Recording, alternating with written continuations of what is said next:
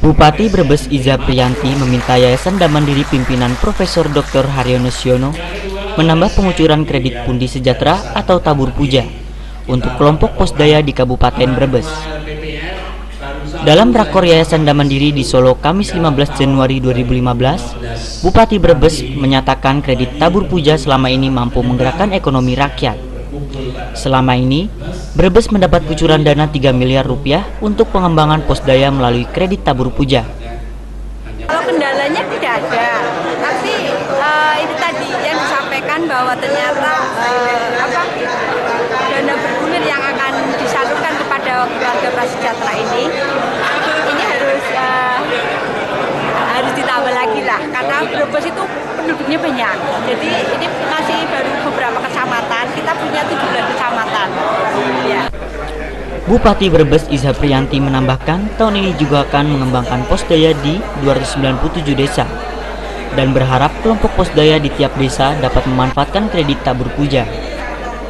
Masing-masing kelompok posdaya dapat memanfaatkan skim kredit tanggung renteng. Masing-masing kelompok posdaya dapat memanfaatkan skim kredit tanggung renteng maksimal 2 juta tanpa agunan dan jangka waktu pengembalian 1 tahun. Tim Liputan Warta TV melaporkan. Bulan suci Ramadan seharusnya dijadikan sebagai momentum untuk membangun budaya gotong royong dan saling menghargai. Budaya yang mulai runtuh ini perlu dikembalikan, digalakan terlebih saat bulan suci Ramadan. Menurut Ketua Umum Pos Pemberdayaan Keluarga Posdaya, Profesor Dr. Haryono Siono, selain sikap saling hormat dan menghargai, bulan suci Ramadan menjadi bulan penting bagi sebagian besar warga Indonesia dalam memperbaiki diri. Selain itu, di tengah melonjaknya harga kebutuhan pokok masyarakat, mantan Menko Kesra ini juga meminta agar pejabat pemerintah tidak memamerkan kekuasaan dan kelebihannya. Untuk tidak memamerkan kekuasaan, memamerkan kelebihan, ada gaji ke-13, tidak usah rame-rame ditunjukkan, tetapi kalau bisa sebagian dari gaji yang ke-13 untuk para pejabat-pejabat yang sudah mampu, mari gaji yang ke-13 itu kita bagi kepada saudara-saudara kita yang masih termasuk keluarga prasejahtera atau yang disebut miskin. Prof. Haryono juga menganjurkan kepada pejabat pemerintah yang hidup berkecukupan untuk menyalurkan gaji ke-13 bagi keluarga prasejahtera yang jumlahnya masih besar di Indonesia. Tim TV Posdaya melaporkan. Terus meningkatnya permintaan terhadap komoditas susu kambing dan tingginya harga jual hasil panen menjadikan usaha agribisnis kambing perah kian menarik dan prospektif. Yayasan Damandiri melalui program Posdaya aktif mendorong mengembangkan usaha peternakan kambing perah hingga keluar Jawa. Komoditas susu kambing saat ini manfaatnya sudah meluas, bukan hanya untuk dikonsumsi dalam bentuk segar, tetapi juga diolah lebih lanjut menjadi aneka jenis produk termasuk produk kesehatan dan kosmetik. Bahkan susu kambing juga dipercaya bisa mengobati TBC. TBC pun bisa banyak manfaatnya. Habis itu khasiatnya pun biasanya lebih khasiat sebaik diperah langsung disaring langsung minum, lebih banyak khasiatnya. Cuman kan agar dia tahan lama makanya itu dipasteurisasi. Istilahnya penyimpanannya bisa dalam jangka waktu beberapa hari. Usaha budidaya ternak kambing perah bisa dikatakan potensial sebagai sumber pendapatan baru bagi masyarakat karena harga jual susu kambing di pasaran saat ini jauh lebih tinggi dari susu sapi, yakni bisa mencapai Rp20.000 hingga Rp30.000 per liternya tergantung kualitas dan volume pasokan di pasaran. Banyaknya permintaan masyarakat terhadap susu kambing membuat Posdaya semakin fokus untuk melaksanakan upaya-upaya agar pembudidayaan ternak kambing perah bisa berkembang luas bagi masyarakat. Jika dahulu usaha peternakan kambing perah masih terpusat di daerah Jawa Barat dan Jawa Timur, maka kini sudah terjangkau ke daerah luar Jawa seperti Kalimantan, Sulawesi, dan Provinsi Bali. Yang lebih menggembirakan, usaha budidaya ternak kambing kini bukan hanya dilaksanakan secara perorangan, tetapi sudah dalam wadah kelompok, sehingga lebih mudah dalam mengelola sehari-hari termasuk untuk pengadaan pakan, serta pemasaran hasil susu para anggotanya. Tim Liputan Warta TV. Menciptakan generasi emas harus dilakukan sedini mungkin. Untuk itu, Bina Keluarga Balita merupakan salah satu komponen penting yang harus dilakukan oleh setiap guru, PAUD, dan orang tua. Ada banyak aspek dalam Bina Keluarga Balita ini. Beberapa di antaranya dengan memperkenalkan panca indera dan kegunaannya pada anak. Mengajak orang tua anak untuk berbicara mengenai perkembangan anaknya di sekolah dan berdiskusi dengan orang tua murid mengenai pola asuh anak. Beberapa aspek itu jika diaplikasikan maka akan menciptakan anak yang pintar karena pendidikan tidak hanya dilakukan di sekolah maupun di rumah. Apa yang dilihat adalah bagaimana panca indera itu bisa dipergunakan secara aktif. Jadi bukan hanya dilihat baiknya, tetapi yang penting panca indera itu bisa berfungsi. Dalam acara seminar guru PAUD, Profesor Dr. Haryono Siono menjelaskan senam keluarga sehat juga masuk dalam salah satu aspek Bina Keluarga Balita. Pasalnya, dengan adanya senam keluarga, kegembiraan antara anak dan orang tua dapat tercipta. Selain itu, kegiatan ini juga dapat membuat keluarga menjadi lebih sehat. Baskoro, Itadin, TV Posdaya melaporkan.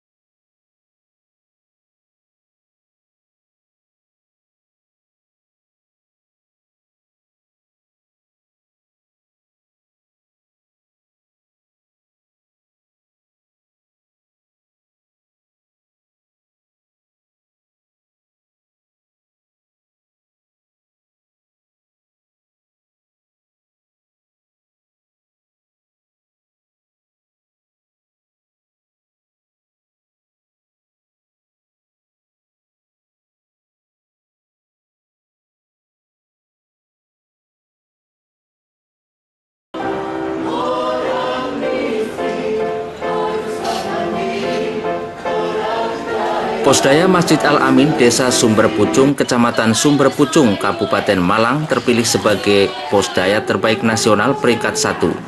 Mereka berhak atas hadiah senilai 30 juta rupiah dari Yayasan Damandiri yang diketuai Profesor Dr. Haryono Siono. Pemberian penghargaan disampaikan Kamis malam bertepatan dengan hari ulang tahun Yayasan Damandiri ke-19 yang dimeriahkan di Balairung Universitas 11 Maret Surakarta.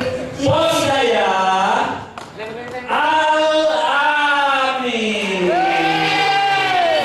Ketua Posdaya Al-Amin, Ustadz Abdullah Sam, patut bersyukur ikhtiarnya memberdayakan masyarakat berbasis masjid mendapat apresiasi luar biasa. Bukan hanya datang dari Yayasan Damandiri, tetapi juga dari Pemda Malang dan LPPM Universitas Islam Negeri Maulana Malik Ibrahim Malang yang membinanya.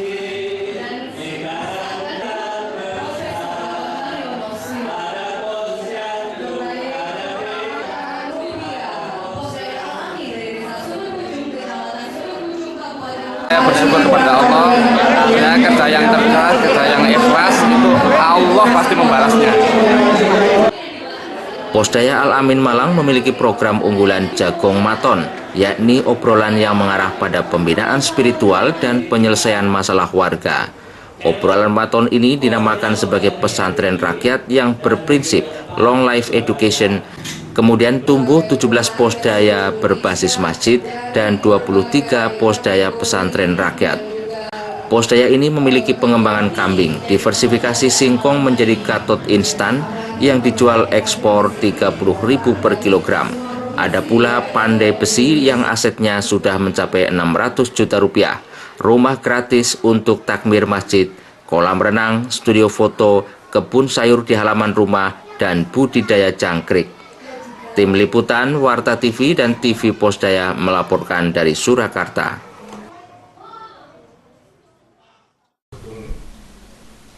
Yayasan Mandiri memberikan 1.500 bibit pisang Cavendish untuk anggota Posdaya di Grobogan, Jawa Tengah. Hal ini dilakukan untuk memberikan andil mewujudkan keluarga sejahtera baru. Selain itu juga sebagai dukungan disertifikasi pangan guna membantu menambah penghasilan serta peningkatan kesejahteraan keluarga. Dan ini hanya diberikan kepada keluarga prasejahtera.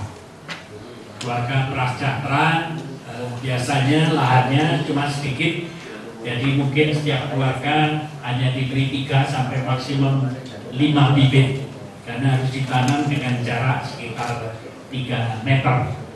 Dan nanti dalam waktu 2 bulan bibit ini akan mempunyai anak. Anaknya 3, 4, sampai 5, dan barangkali tiap 2 bulan beranak, karena tidak boleh DKB-kan. Ya.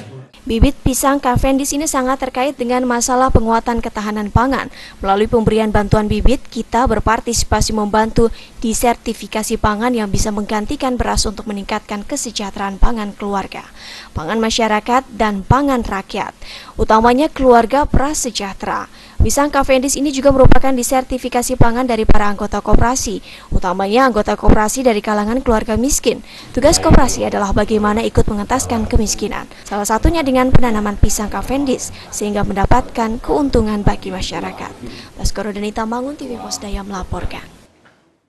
Setelah mengikuti pelatihan yang intensif mulai tanggal 11 Maret 2015, sekitar 300 perguruan tinggi di Indonesia mulai melakukan pendataan keluarga pada Posdaya binaannya. Sebagian sudah menyelesaikan persiapan pengiriman mahasiswa untuk kuliah kerja nyata tematik Posdaya di desa-desa.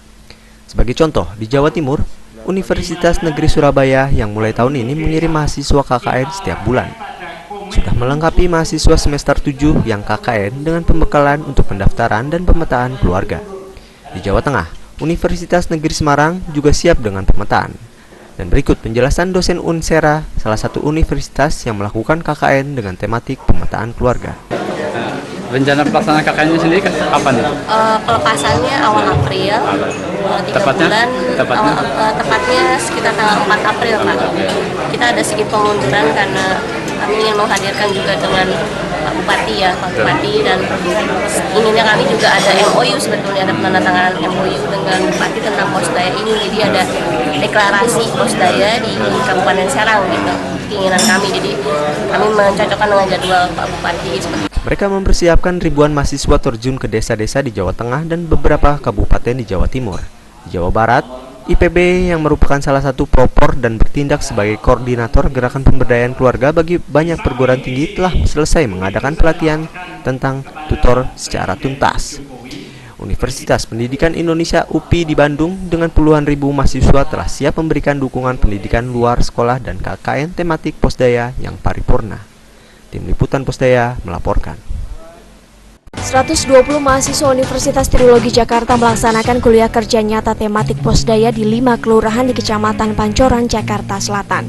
Dipilihnya 5 dari 6 kelurahan ini karena 1 kelurahan lainnya telah menjadi perhatian dari mahasiswa non-KKN tematik Posdaya. Rektor Universitas Trilogi Asep Saifuddin mengatakan pihaknya sengaja memilih KKN tematik di lingkungan kampus karena ingin memberikan kontribusi nyata di sekitar kampus terlebih dahulu sebelum ke daerah lainnya. Kenapa difokuskan ke desa sekitar kampus?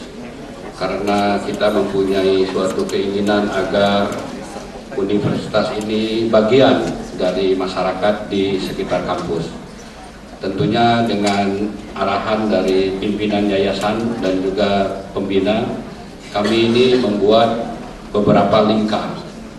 Lingkar pertama itu adalah lingkar kampus. Jadi di sekitar kampus ada lingkaran pertama yang disebut sebagai daerah atau desa lingkar kampus. Jadi Bapak dan Ibu-Ibu RW, RT yang hadir di sini, Bapak dan Ibu-Ibu adalah lingkaran pertama. Lingkaran pertama yang menjadi pembinaan kami dan bekerja sama dengan kami. Selama 2 bulan, para mahasiswa akan berkontribusi membawa kemajuan bagi masyarakat. Mereka akan menganalisa permasalahan yang terjadi di masyarakat dan menghadirkan solusi dari pengetahuan yang selama ini mereka emban di pendidikan tinggi. Dalam prakteknya, setidaknya ada 5 faktor yang menjadi fokus mahasiswa, yakni ekonomi, pendidikan, lingkungan, agama, dan kesehatan. Adapun bentuknya seperti membuka peluang usaha, mendirikan lembaga pendidikan PAUD, membuka posyandu, memanfaatkan lingkungan untuk kebun hijau, dan mendekatkan diri kepada Tuhan melalui pertemuan di tempat ibadah. Baskoro dan Ita Mangun, TV Pos Daya melaporkan. 100 kepala daerah dari Grobogan antusias untuk belajar di Pos Pemberdayaan Keluarga Haryono Center, Jakarta. Pasalnya Pos Daya terbukti mampu mengentaskan kemiskinan di daerah mereka. Salah satu contohnya dengan memanfaatkan lahan di rumah untuk bercocok tanam, dan kini warga tidak perlu lagi membeli sayur mayur untuk makan. Berikut penjelasan Wakil Bupati Grobogan, Ice Baskoro, mengenai manfaat Pos Daya di kawasan Grobogan. Dan ini juga keberhasilan teman-teman, keberhasilan yang hadir ke sini, terutama dari tim Pos Daya ini, begitu getolnya, begitu melaksanakan kegiatan ini dengan beberapa komponen yang mendukung ini. Alhamdulillah kependudukannya bisa tercapai.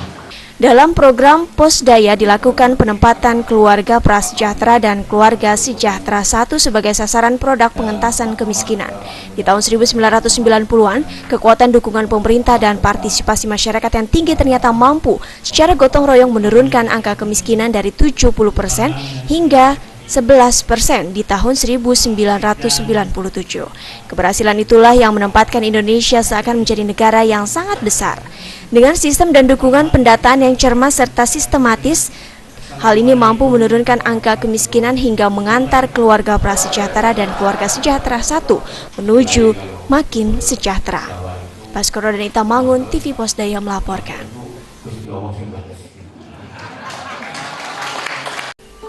Kekurangan gizi masih menjadi masalah yang serius bagi negara Asia dan Afrika, tidak terkecuali bagi Indonesia.